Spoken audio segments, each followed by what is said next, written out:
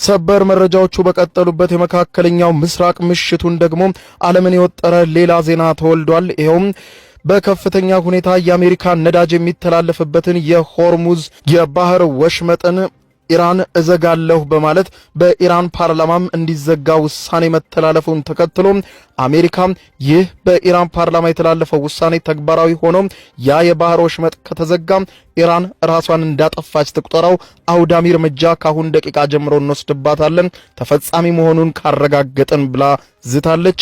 በሌላ በኩል የኢራን የወሽመጡ ይዘጋ የባህር ውሳኔ አሜሪካ በተለይም ደግሞ በኢራን ላይ በፈጸመችው ጥቃት አሜሪካን የሚጎዳ የበቀል እርምጃ ለመውሰድ የተሻሉት አማራጮች እነዚህ ናቸው በማለት መምረጧ ነው። ይሄውም የኢራን ፓርላማ ውሳኔ በአያቶላ አሊ ካሚኒ የመጨረሻ ውሳኔ መሰጠት አለበት። ፓርላማው ውሳኔን ወደ አሊ ካሚኒ መርቶታል። የአሊ ካሚኒ የመጨረሻው ውሳኔ እየተጠበቀ ነው። አሊ ካሚኒ ይህንን ውሳኔ በሰጡበት ቅስፈት ደግሞ አሜሪካ አውዳሚ ጥቃት በኢራን ላይ ሰነዝራለሁ፣ ኢራንም እንደጠፋች ራሷን ትቁጠረው በማለት በውጭ ጉዳይ ሚኒስትሯና በምክትል ፕሬዝዳንቷ ጄዲ ቫንስ አማካኝነት ዛቻዋን አስተላልፋለች ነው እየተባለ የሚገኘው። ከዚህም ባሻገር የአረብ ሀገራት የተለያየና በተለይም ከአሜሪካ ጋር ቁርኝት ያላቸውና የሌላቸው የተለያየ መልክ ያለው መግለጫ አውጥተዋል። የተለያዩ ዓለም ሀገራት ድጋፋቸውንም ተቃውሟቸውንም ለሁለቱም ሀገራት እያሰሙ ይገኛሉ። ኢራን ጥቃቷን በእስራኤል ላይ አባብሳ ቀጥላለች። የመከላከያ አቅሟ ደግሞ እየተዳከመ ነው የተባለችው እስራኤልም ጥቃቱን ለመከራከር ሙከራ ብታደርግም በርካታ ሚሳኤሎች ግን በዛሬው ዕለት ከተሞቿን ደብድበዋል። እርሷን ደግሞ ቴህራንን ጨምሮ በተለያዩ የኢራን ከተሞች ጥቃት ማድረሷን እስራኤልም ቀጥላለች። ጥቃቱ እንደማይቆምም ገልጻለች። የሌሊቱን ኦፕሬሽንን በተመለከተ የአሜሪካ መከላከያ ሚኒስትር ፔንታጎን ዝርዝር ማብራሪያና እንዴት ጥቃቶቹ እንደተፈጸሙ ማብራሪያ ሰጥቷል። ሁሉንም አሁናዊ መረጃዎች እነሆ በዝርዝር አስደምጣችኋለሁ። አብረን እንከታተለው። በየደቂቃው ልዩነት እጅግ በርካታ መልክ ያለው መረጃ እየወጣበት የሚገኘው የመካከለኛው ምስራቅ ምሽቱን ሌላ ዓለምን ሰቅዞ የሚይዝ ዜና አሰምቷል። ይሄውም የኢራን የፓርላማ ውሳኔና የአሜሪካ የመጨረሻ ያለችው ማስጠንቀቂያ ነው። የኢራን ፓርላማ በዛሬው ዕለት አሜሪካ የፈጸመችውን ጥቃት ተከትሎ ስብሰባ ካደረገ በኋላ አመሻሹን ባሳለፈው ውሳኔ የአሜሪካ በርካታ ነዳጅ የሚያልፍበትን የዓለማችንም 20 በመቶ የሚሆነው ድፍድፍ ነዳጅ የሚተላለፍበትን የባህር ሰርጥ የሆርሙዝ የባህር ወሽመጥን ለመዝጋት ውሳኔ አሳልፏል። የፓርላማው ውሳኔ መተላለፉን ተከትሎ መግለጫ የሰጡት የአሜሪካው ውጭ ጉዳይ ሚኒስትር ማርኮ ሩቢዮ ቃል በቃል እንዲህ አሉ። እውነትም በፓርላማው እንዳጸደቀችው ኢራን የሆርሙዝ የባህር ወሽመጥን የምትዘጋው ከሆነ ኢራን እውነትም ራሷን በራሷ እንዳጠፋች ትቁጠረው፣ ከዚያ በኋላ የሚወሰደው እርምጃ እድሜ ልኳን የማትመልሰው ነው ሲሉ ዝተውባታል። የኢራን ፓርላማ ይህንን ውሳኔ ያሳለፈው አሜሪካ እስራኤልን በማገዝ በኢራን 3 የኒውክሌር ማብላያ ተቋማት ላይ ግዙፍ ወታደራዊ እርምጃ መውሰዷን ተከትሎ ነው። የፓርላማው ውሳኔ ተፈጻሚ የሚሆነው የኢራኒው መሪ አያቶላ አሊ ካሚኒ በሚያሳልፉት የመጨረሻ ውሳኔ ነው። 40 ኪሎ ሜትር ብቻ ስፋት ያለው የሆርሙዝ የባህር ወሽመጥ የመዘጋት አደጋ ካጋጠመው በዓለም የነዳጅ ዋጋ ላይ ከባድ ተጽዕኖ የሚኖረው ሲሆን በአሜሪካ ገበያ ላይም ከፍተኛ መናጋት ይፈጥራልም ተብሏል። የኢራንን ይህንን የፓርላማውን ውሳኔ አመሻሹን መሰማቱን ተከትሎ ተፈጻሚ ለመሆን የኢራኑን መንፈሳዊ መሪ አያቶላ አሊ ካሚኒ የመጨረሻ ውሳኔ ከኢራን እየተጠበቀ ነው። ኒውስዊክ የኢራንን መገናኛ ብዙሃን ጠቅሶ እንደዘገበው የሆርሙዝ የባህር ሰርጥ ፈሳሽ ነዳጅና የተፈጥሮ ጋዝ የጫኑ መርከቦች ዋነኛ መተላለፊያ ሲሆን እንደ አውሮፓውያኑ የዘመን ቀመር አቆጣጠር ከ2024 ጀምሮ በየቀኑ ብቻ 20.3 ሚሊዮን በርሜል ነዳጅና ፔትሮሊየም በአካባቢው እየተላለፈበት ይገኛል። አሜሪካ ፎርዶን ጨምሮ ኢራን ውስጥ በሚገኙ 3 የኒውክሌር ተቋማት ላይ ጥቃት ማድረሷን ተከትሎ ኢራን በቀጣይ ምን እርምጃ ትወስዳለች የሚለው እየተጠበቀ ሲሆን የመጀመሪያ እርምጃዋን ሆርሙዝን መዝጋት ልታደርግ እንደምትችል ተዘግቧል። ይህ በዚህ እንዳለ ታዲያ ይህ እውነት የኢራኑ ፓርላማ ውሳኔውን እንዳሳለፈው የአያቶላን ውሳኔ አግኝቶ ወደ ተግባር ከተላለፈ ኢራን በእውነትም ራሷን እንዳጠፋች ትቁጠረው ሲሉ ያስጠነቀቁት የአሜሪካው ውጭ ጉዳይ ሚኒስትር ማርኮ ሩቢዮ ናቸው። ሩቢዮ አሁን ከመሸ በኋላ ባደረጉት ንግግር እንዳሉት ከሆነ አሜሪካ በታሪኳ ትልቅ የተባለውንና የቢ2 ኦፕሬሽን ብሎ ፔንታጎን በገለጸው ጥቃት ከፈጸመች በኋላ ኢራን ዲፕሎማሲን ብቻ እንድትከተል እናሳስባለን ብለዋል።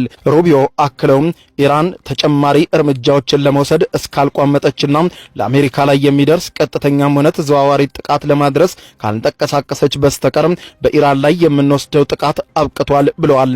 ሩቢዮ የአሜሪካ ተልእኮ አንድ ነበር፣ በኢራን ላይ ያገዛዝ ለውጥ ማምጣት አልነበረም። ነገር ግን አሜሪካ የኢራንን የኒውክሌር መሳሪያ ማምረትን ማስቆምና እንቅስቃሴውንም ከጇ ላይ ማስጣል ነበር። አሜሪካ ያንን ያደረገችው አሁን ኦፕሬሽኗን ጨርሳለች ብለዋል። ከቀረቡበት ቴሌቪዥን ጋዜጠኛ ሩቢዮ የቀረበላቸው ሌላኛው ጥያቄ በተለይም ደግሞ አሜሪካ ቀጣይ እርምጃ ምን ይሆናል የሚል ነበር። ሩቢዮም ሲመልሱ እንዲህ አሉ። ቀጥሎ የአሜሪካ እርምጃ ምን እንደሚሆን የሚወሰነው ኳሱ በኢራን እጅ ላይ ነው ብለዋል። ቀጥሎ ምን እንደሚሆን የምታውቀው ኢራን ናት። ኢራን የምትወስደው እርምጃ ላይ ተመርኩዞ እኛ የምንወስደው እርምጃ ይቀጥላል ብለዋል። የዲፕሎማሲ መንገድን ኢራን ከመረጠች እኛ ለዲፕሎማሲና ለንግግር ዝግጁ ነን ብለዋል። ነገር ግን ለኢራን ሕዝብና ለዓለም ሕዝብ ጥሩ የሆነ ስምምነትም ማድረግ እንችላለን። ሌላ መንገድን ከመረጡ ደግሞ የሚያስከትለውን መዘዝ ኢራን መሸከም ይከብዳታል ሲሉ ሲዝቱ አምሽተዋል። የአሜሪካው ውጭ ጉዳይ ሚኒስትር ማርኮ ሩቢዮ ፕሬዝዳንት ትራምፕ የዲፕሎማሲ መንገድን እንደሚመርጡ ሩቢዮ ገልጸው ኢራኖች አሁን ቢደውሉልን እኛ ለመነጋገር ዝግጁ ነን፣ መገናኘት እንፈልጋለን፣ ስለዚህ ጉዳይ እንነጋገር፣ እንፍታው፣ ዝግጁ ነን፣ ይህንን ነው ለኢራኖች ማለት የምፈልገው ብለዋል። ኢራን እንዴት ትመልሳለች የሚለው ጥያቄ ያገዛዙ አካል መርከቦች በሆርሙዝ የባህር ወሽመጥ ውስጥ እንዳይንቀሳቀሱ ሊያግድ ይችላል የሚል ከባድ ስጋት ይፈጥራል። ይህ ወሳኝ የባህር መተላለፊያ በፋርስ ባህረ ሰላጤ እንዲሁም በኦማን ባህረ ሰላጤ መካከል የሚገኝ ሲሆን በዓለም ዙሪያ ከሚጠቀመው ዘይት ውስጥ 20 በመቶ ያክሉ የሚጓጓዝበት ነው። ታዲያ አሁን ላይ እንደ ማርኮ ሩቢዮ ገለጻና እንደ አሜሪካ ባለስልጣናት ማስጠንቀቂያ ከሆነ ኳሱ በአያቶላ እጅ ላይ ነው። አያቶላ የሆርሙዝ የባህር ወሽመጥ ይዘጋ ብለው በማንኛውም ሰዓት ካሁን ጀምሮ ከወሰኑ ምናልባትም አሜሪካ ተጨማሪ ከፍተኛ ጥቃት በኢራን ላይ እንደምታደርስ በውጭ ጉዳይ ሚኒስትሯ በኩል ዝታለች። በሌላ በኩል አሜሪካ ሌሊቱን የፈጸመችውን ጥቃት በተመለከተ የመከላከያ ሚኒስትሯ ዛሬ ረፋዱን መግለጫ ሰጥተዋል። የአሜሪካ የመከላከያ መስሪያ ቤት ፔንታጎን ኃላፊዎች በኢራን ላይ የተፈጸመውን ጥቃት በተመለከተ በመከላከያ ውስጥ ሲሰሩ ስለነበሩና ጥቃቱም እንዴት እንደተፈጸመ ዝርዝር ማብራሪያ ዛሬ ከሰዓታት በፊት በሰጡት መግለጫ አስታውቀዋል። የአሜሪካ የመከላከያ መስሪያ ቤት ፔንታጎን ዋና ኃላፊ የሆኑት ፔት ሄግዜት በሰጡት መግለጫ ሲናገሩ የተደረገው ኦፕሬሽን ከመጀመሪያ ስያሜው ስንጀምር ሚድናይት ሃመር የሚል መጠሪያ ነበረው ብለዋል ለጋዜጠኞች። ከጦር ኃይል ዋና አዛዣችን ከፕሬዝዳንት ዶናልድ ትራምፕ በተቀበልነው ትዕዛዝ መሰረት ኃይለኛና ግልጽ ጥቃት በሌሊቱ ፈጽመናል ያሉት ሄግዜት የኢራንን የኒውክሌር ፕሮግራም አውድመናል በማለት በዘመቻቸው አስደናቂ ሲሉ ሲጠሩት አምሽተዋል። የሚድናይት ሃመር ዘመቻ እቅድ ወራትና ሳምንታትን መውሰዱን ጠቅሰው ከፕሬዝዳንቱ ትዕዛዝ እስከምንቀበል ድረስ በቂ ዝግጅት አድርገን ነበር ብለዋል። ሚድናይት ሃመር ኦፕሬሽን ጥምር ኃይል ዋና አዛዥ የነበሩት ጀነራል ዳን ኬን በበኩላቸው በሰጡት መግለጫ ሌሊቱን በርካታ ቢቱ የተሰኙ ግዙፍ አጥቂ ፈንጂጣይ ጀቶቻችን ከአሜሪካ ተነስተው ጉዞ ጀመሩ በማለት ስለ ሁኔታው ማብራራት ጀምረው ይሁንና እነዚህ ጀቶች በመጀመሪያ ወደ ምዕራብ ተጉዘው በፓሲፊክ ውቅያኖስ አካባቢ እንዲታዩ አደረግን። ይህንን ያደረግነው ሆነ ብለን ነበር ብለዋል። ይህንን ያደረግነው ለማታለልና ትኩረቱን ወደዛ ለመሳብ እንደሆነ ጠቅሰው እቅዱ በአሜሪካ ታምፓ ከሚገኙ ጥቂት ሰዎች በስተቀር ማንም አያውቀውም ነበር፣ በሚስጥር የተያዘ ጥቃት ነበር ብለዋል። ወደ ፓሲፊክ ከሄዱት በርካታ ቢቱ ጀቶች መካከል 7ቱ ብቻ አቅጣጫቸውን ወደ ምስራቅ ቀይረው ኢራን ላይ ድብደባ ማከናወናቸውን አስረድተዋል። አጠቃላይ ድብደባውም ከመጀመሪያው እስከ መጨረሻው የፈጀብን 25 ደቂቃ ብቻ ነበር በማለት ለመገናኛ ብዙሃን ተናግረዋል። በሌላ በኩል ከፓኪስታን የወጣው መግለጫና በዛሬው ዕለት የታየው ነገር ደግሞ ሌላኛው የዓለም መገናኛ ብዙሃን የፊት ለፊት ገጽ መነጋገሪያ ሆኗል። ፓኪስታን ስለ ፕሬዝዳንት ዶናልድ ትራምፕ በ24 ሰዓታት ልዩነት ብቻ እርስ በርስ የሚጋጩ 2 መግለጫዎችን አወጣች። ፓኪስታን በአንድ ቀን ውስጥ እርስ በርሱ የሚጋጭ ሁለት የተለያዩ አቋሞችን በማንጸባረቅ የዓለም ትኩረትን መሳቧን መገናኛ ብዙሃን የጻፉ ሲሆን ፕሬዚደንት ዶናልድ ትራምፕን ለኖቤል የሰላም ሽልማት እጩነት እንደምታቀርብ ካስታወቀች ከ24 ሰዓታት በኋላ በኢራን ላይ ጥቃት የሰነዘሩት ፕሬዚደንት ዶናልድ ትራምፕ ጥቃቱን ተከትሎ ታዲያ ፕሬዚደንቱን በማውገዝና ፕሬዚደንቱን በመኮነን ሌላ መግለጫ አውጥታለች። ፓኪስታን የኢራን ጥቃት ከመፈጸሙ ከሰዓታት በፊት በትናንትናው ዕለት አመሻሹን አውጥታው በነበረው መግለጫ የዓለም የሰላም የኖቤል ሽልማት 2025 የሚገባው ለፕሬዚደንት ዶናልድ ትራምፕ ነው።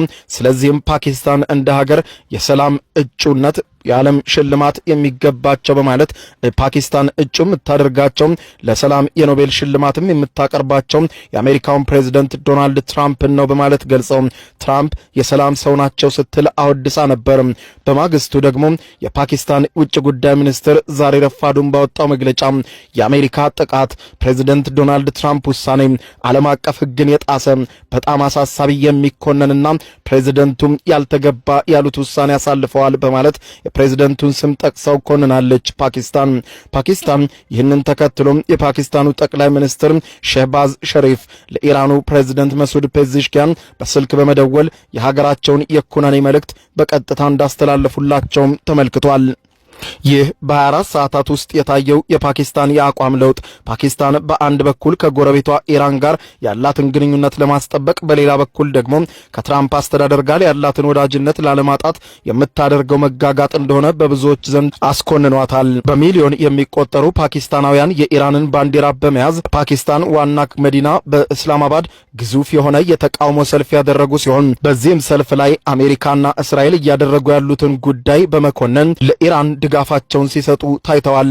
በሌላ በኩል ከኢራን ጋር ወዲያ ደግሞ ከአሜሪካ ጋር የተሳሰረ ሰፊ ልዩነትና ግንኙነትም ያላቸው የአረብ ሀገራት እርስ በርሳቸው የተለያዩ አቋሞች የተንጸባረቁባቸውን መግለጫዎች በዛሬው ዕለት አውጥተዋል። አሜሪካም በኢራን የኒውክሌር ተቋማት ላይ የፈጸመችውን የፈንጂ ድብደባ አስመልክቶ በሰዓታት ውስጥ በርካታ ዓለም አቀፍ ምላሾች እየታዩ ሲሆን ከነዚህም ውስጥ የአረብ ሀገራቱ መግለጫ አንዳንዶቹ ለአሜሪካ ያደሉ፣ አንዳንዶቹ በፍርሃት የተሸበቡ፣ አንዳንዶቹ ደግሞ በግልጽ ለኢራን ድጋፋቸውን የሰጡ ሆነው ታይተዋል። ከመካከለኛው ምስራቅ የአረብ ሀገራት መግለጫ ካወጡ መካከል ቀዳሚዋ ኦማን ነች። ኦማን ባወጣችው መግለጫ እንዳለችው በዩናይትድ ስቴትስ በቀጥታ በተፈጸመው የአየር ድብደባ ምክንያት የተከሰተው እጅግ አሳሳቢ መባባስ ያሳስበኛል፣ እኮንነዋለሁ፣ አውግዘዋለሁ ስትል ቃል በቃል ገልጻለች። ከአሜሪካ ጋር ጠንካራ የደህንነት ትስስር ያላትና በቀጠናውም የአሜሪካ የቅርብ አጋርና ወዳጅ የሆነችው ሳውዲ አረቢያ አሜሪካን በብርቱ ቃላት ባላወገዘው መግለጫዋ እንዳለችው የኢራን ሉዓላዊነት መጣስ አልነበረበትም፣ ከእንደዚህ አይነት ድርጊቶች መቆጠብና ሰላምን መፈለግ ይሻላል የሚል ለስለስ ያለ መግለጫ አውጥታለች። ዓለም አቀፉ ማህበረሰብም እነዚህን እጅግ አሳሳቢ ሁኔታዎችን በተመለከተ ፖለቲካዊ መፍትሄ ላይ ለመድረስ ጥረቱን ያጠናክር ስትል አልፈዋለች። በሌላ በኩል የኳታር የውጭ ጉዳይ ሚኒስትር ባወጣው መግለጫ በበኩሉ አሁን እየታየ ያለው አደገኛ ውጥረት በቀጠናውና በዓለም አቀፍ ደረጃ አስከፊ መዘዞችን የሚያስከትል ሲል አስቀምጦታል። በዚህ ወቅት ሁሉም ወገኖች ጥበብና መቆጠብን ተግባራዊ ያደርጋሉ የሚል ተስፋ እንዳለው ጠቅሷል። የኳታር መንግስትም ዳር መያዙን መርጦ አሜሪካን ከማውገዝ ግን ታቅቧል። በሌላ በኩል በየዓመቱ ለመከላከያዋ ማጠናከሪያ በሚል በቢሊዮን የሚቆጠር ዶላር ከአሜሪካ ካዝና የሚሰፈርላት ግብጽ ባወጣችው መግለጫ እንዳለችው ቀጠናው ወደ ቀጣይ ትርምስና ውጥረት የመግባት አደጋ ላይ ነው በማለት ለስለስ ያለ መግለጫ ወጣች ሲሆን ከቀውሱ ለመውጣት የፖለቲካ መፍትሄዎችና ዲፕሎማሲዎችን እናስቀድም ብላለች። በሌላ በኩል የሊባኖሱ ፕሬዝዳንት ጆሴፍ አውን በበኩላቸው የኢራን የኒውክሌር ተቋማት ድብደባ ሁኔታውን ከአንድ በላይ የሆኑ ቀጠናና አገራትን ደህንነትና አለመረጋጋትን የሚፈጥር ነው፣ አሜሪካም የፈጸመችው ጥቃት ፈጽሞ ተገቢ አይደለም ሲሉ አውግዘዋል። በዚህም በአካባቢው ላይ ከፍተኛ ፍርሃት ነግሷል ሲሉም አስታውቀዋል። በሌላ በኩል የአሜሪካ መንግስት በኢራን የኒውክሌር ተቋማት ላይ ያደረሰውን ጥቃት በተመለከተ እስካሁን ከኢራን የሚወጡ የተረጋገጡ መረጃዎችን ማግኘት አልተቻለም። አሜሪካም ጥቃቱ በከፍተኛ ሁኔታ የተሰነዘረና ውድመት የመጣበት ነው ስትል የእስራኤል ጦር ከሰዓታት በፊት ባወጣው መግለጫ ደግሞ የአሜሪካ ጥቃት በኢራን የኒውክሌር ተቋማት ላይ ያደረሰውን ውድመት ይሄ ነው የሚባል መረጃ ማግኘት አልቻልኩም ያለችው እስራኤል ነገር ግን የጥቃቱ መጠን ምን ያክል በኢራን ውስጥ ውድመት እንዳደረሰ እየገመገምኩ ነው ብላለች። እስራኤል የአሜሪካው ፕሬዝዳንት ዶናልድ ትራምፕ ለወሰዱት እርምጃ መስግና በተለይም በዋና ከተማዋ ቴል አቪቭ የፕሬዝዳንቱን ዶናልድ ትራምፕን ፎቶ በትልቁ በመለጠፍ ቴንኪው የሚል መልእክት አስቀምጣለች። የእስራኤሉ መከላከያ ኃይል ቃል አቀባይ የአሜሪካ ጥቃት በኢራን የኒውክሌር ተቋማት ላይ ያደረሰውን ውድመት ሙሉ በሙሉ እስካሁን አላወቅንም ያሉ ሲሆን ሁኔታውን እየገመገምነው ነው ብለዋል። ግዙፉ ፎርዶ የሚባለው የኢራን የኒውክሌር ማበልጸጊያ ማዕከል ራቅ ባለ ተራራማ ስፍራ ተሸሽጎ የሚገኝ ተቋም እንደሆነ ገልጸው ዴፍሪን እስራኤል የጥቃት ኢላማዋን አስፍታ ሰላማዊ ዜጎች የሚኖሩበት አካባቢዎችን ታጠቃ እንደሆነ ተጠይቀውም በደፈናው ኢላማዎችን የለየ እቅድ አለን፣ እነዚህን ኢላማዎችን መምታታችንን እንቀጥላለን ብለዋል። ኢራን በበኩሏ ሌሊቱን ከደረሰው የአሜሪካ ፍንዳታ በኋላ በእስራኤል ላይ ጥቃቷን አጠናክራለች። እጅግ በጣም በርካታና ኢላማ ይስቴ የሆኑ ሚሳኤሎቿን ከማለዳ ጀምሮ እስከ ምሽቱ ወደ እስራኤል መተኮሷን አላቋረጠችም። የእስራኤል የአየር መከላከያ ስርዓቶች አፈጻጸማቸው 50 በመቶ ተዳክሟል በሚባልበት በአሁኑ ሰዓት ሚሳኤሎቹን መመከት ተስኗቸው የኢራን ሚሳኤሎች እዚህም እዚያም በእስራኤል ከተሞች ላይ ሲወድቁ እየታዩ ነው። ይህንን ተከትሎ ታዲያ የእስራኤል መንግስት ባሳለፈው ውሳኔ ጋዜጠኞች በቀጥታ ስርጭት የኢራንን ጥቃት እንዳያስተላልፉ አግዷል። እስራኤልም ጥቃቷን እንደምትቀጥል የገለጸች ሲሆን ከማለዳው ጀምሮ ተከታታይ የሆኑ የአየር ድብደባዎችን በኢራን ዋና መዲና በቴህራንና በሌሎችም አካባቢዎች እያደረገች መሆኑን ቀጥላለች። በሌላ በኩል አሜሪካም በድንገት በኢራን የኒውክሌር ተቋማት ላይ የፈጸመችውን ድንገተኛ ጥቃት አስመልክቶ የተባበሩት መንግስታት ድርጅት የኒውክሌር ተቆጣጣሪ አስቸኳይ ስብሰባ በነገው ዕለት እንዲካሄድ ምሽቱን ጠርቷል። የዓለም አቀፉ አቶሚክ ኤነርጂ ኤጀንሲ በነገው ዕለት አስቸኳይ ስብሰባ እንደሚያደርግ የተባበሩት መንግስታት ድርጅት የኒውክሌር ተቆጣጣሪ ኃላፊ አስታውቀዋል። ይህ በእንዲህ እንዳለ ታዲያ የኢራን የኒውክሌር ኃላፊ መሐመድ ኤስላም ቴህራን በአሜሪካ ጥቃት ላይ ምርመራ እንዲደረግ እንደምትፈልግና ተቆጣጣሪው አካል የአሜሪካን እርምጃ እንዲያወግዝ ማሳሰባቸውን የኢራን መገናኛ ብዙሃን ዘግበዋል። ቀደም ሲል ተቆጣጣሪ ኤጀንሲው አሜሪካ በኢራን 3 የኒውክሌር ተቋማትን ከመታች በኋላ የጨረር መጠን መጨመር እንደሌለ አረጋግጠው አሁንም የኢራንን የኒውክሌር ተቋማት በስስት እያየን ነው፣ በፍርሃት እየተመለከትን ነው ብለዋል። ሁኔታው ላይ እስካሁን የጨረር መጨመር አላየንም ብለዋል። በሌላ በኩል የአሜሪካ የቅርብ አጋር የሆነችው ዩናይትድ ኪንግደም እንግሊዝ በሰጠችው መግለጫ የዩናይትድ ኪንግደሙ ጠቅላይ ሚኒስትር ኬር ስታርመር አሜሪካ የኢራንን የኒውክሌር መርሃ ግብር የደቀነውን ስጋት ለማስወገድ ስትል እርምጃ ወስዳለች ብለዋል። ጠቅላይ ሚኒስትሩ በመግለጫቸው ላይ የኢራን የኒውክሌር መርሃ ግብር ለዓለም አቀፍ ደህንነት ትልቅ ስጋት ነው፣ ኢራን የኒውክሌር ጦር መሳሪያ እንድታበለጽግ በፍጹም አይፈቀድላትም፣ እናም አሜሪካ ያንን ስጋት ለመቀነስ እርምጃ ወስዳለች ብለዋል። በመካከለኛው ምስራቅ ያለው ሁኔታ ተለዋዋጭ በመሆኑ ለአካባቢው መረጋጋት ቅድሚያ የሚሰጠው ጉዳይ ነው ብለዋል። ኢራን ወደ ድርድር ጠረጴዛ እንድትመለስና ይህንን ቀውስም ለማስወገድ ዲፕሎማሲያዊ መፍትሄን እንድትመርጥ እንጠይቃለን ብለዋል። አሜሪካ በኢራን የኒውክሌር ተቋማት ላይ በፈጸመችው ጥቃት ዩናይትድ ኪንግደም ተሳትፎ አለማድረጓን ቢቢሲ ያገኛቸው መረጃዎች እንደሚጠቁሙ የእንግሊዙ መገናኛ ብዙሃን ብሪታንያ ብሮድካስቲንግ ኮርፖሬት ዘግቧል።